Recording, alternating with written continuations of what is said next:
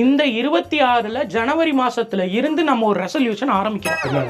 Diet food 6:30 மணிக்கு மேல எதுவும் சாப்பிடக்கூடாது. நைட்டு 6:30 மணிக்கு மேல மாட்டேன். நீங்க வாயே திறக்காதீங்க. மதியம் வந்து ஹெல்த்தியா ஆர்கானிக் ஃபுட்டா சாப்பிடுறோம், காலையிலயும் ஆர்கானிக் ஃபுட்டா சாப்பிடுறோம், இடையில ஜூஸ், நட்ஸ், பல்சஸ் எல்லாமே சாப்பிடுறோம். சரியா?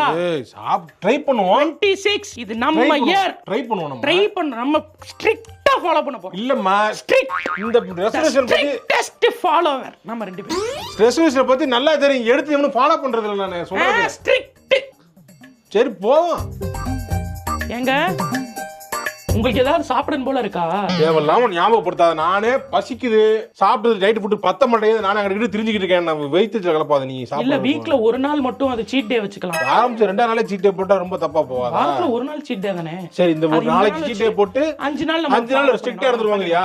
சரி, என்ன சாப்பிடுவோம்? Pizza, cheese burst pizza. Cheese first